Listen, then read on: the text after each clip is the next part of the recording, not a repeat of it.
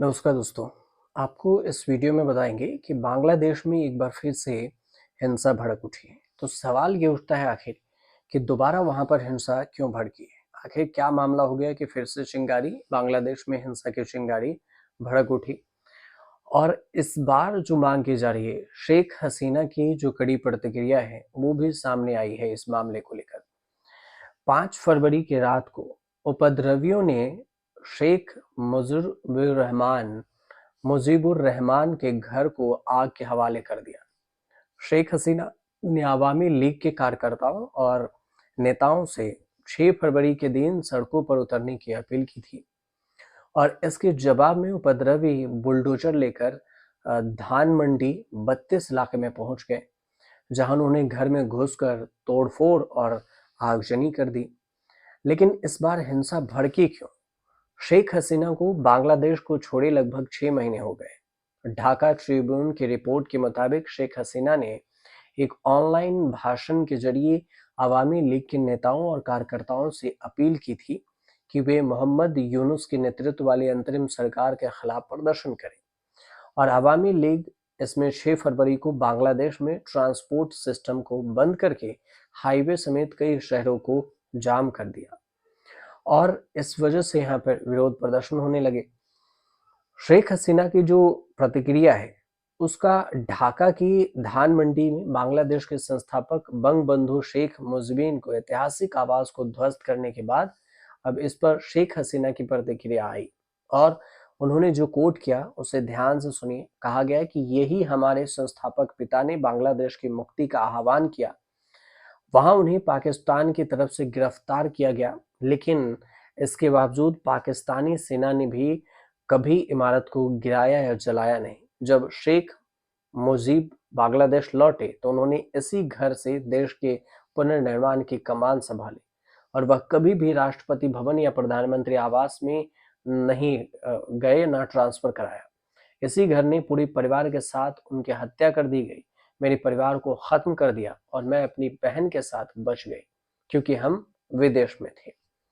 ये बात शेख हसीना ने लिखी। अब रिपोर्ट ये कहती है कि अवामी लीग के आंदोलन करने से पहले ही उपद्रवी शेख मुजीबुर रहमान के घर के मेन गेट को तोड़कर अंदर घुस गए। उपद्रवियों की प्लानिंग घर को गिराने की थी, हालांकि उन्होंने घर को गिराने का फैसला नहीं लिया और घर में तोड़फोड़ की और संपत्ति को आग के हवाले कर दिया। इसके अलावा उपद्रवी घर की दूसरी मंजिल पर भी चढ़ गए। हथौड़े, लोहे की जो छड़ें हैं उसे उसे उसका इस्तेमाल किया। शेख मुजीबुर रहमान के तस्वीरों को भी तोड़ दिया। अब अगर देखा जाए तो ये कहते हुए उपद्रवियों को सुना जा सकता है कि कहा गया कि तानाशाही और फांसीवाद का ये प्रतीक है जो लंबे समय से शेख मुजीबुर रहमान के परिवार से जुड़ा हुआ है। और अपने प्रदर्शन के दौरान उन्होंने शेख हसीना को फांसी देने की भी मांग की, साथ में नारे भी लगाए। 5 अगस्त को हिंसा भड़की थी 2024 को, तो फिर शेख हसीना भारत में आ गई थी और इन सब के बीच में विरोध प्रदर्शन करने से पहले पार्टी के कई समर्थकों, कार्यकर्ताओं को गिरफ्तार भी किया था। 6 फरवरी को 6 फरवरी 2025 को देशव्यापी आंदोलन करने की तैयारी ये लोग कर रहे थे। उधर देखें तो खुलना में शेख हसीना के चचेरे भाई शेख सुहेल, शेख जवेल के घरों को भी बुलडोजर से ध्वस्त कर दिया गया। हिंसा सोशल मीडिया पर जो बुलडोजर है उसके जुलूस के ऐलान के बाद हुई और कहा कि जब हमला हुआ तब वहां पर सुरक्षा बल भी मौजूद थे। भीड़ को वहां से जाने के लिए समझाने की कोशिश की गई, लेकिन सारी कोशिश नाकाम रही।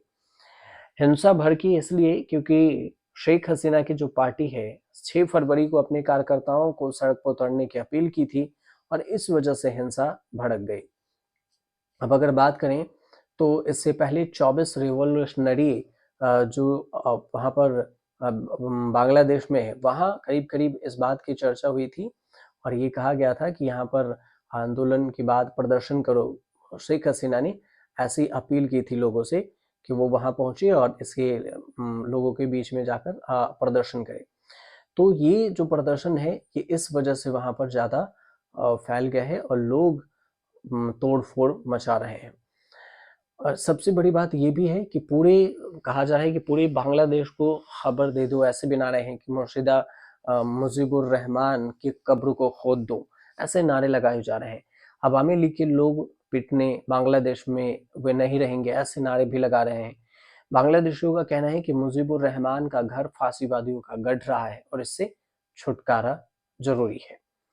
तो कुल मिलाकर इस वजह से हो रहा है। इसी घर में अगर देखा जाए तो बंगबंधु की भी हत्या हुई थी। बांग्लादेश के जो संस्थापक हैं शेख मुजीबुर रहमान इसी घर में रहा करते थे। 15 अगस्त 1975 को बंगबंधु और उनकी पत्नी, बेटे, बहू सभी रिश्तेदारों को इनके घर में हत्या कर दी गई।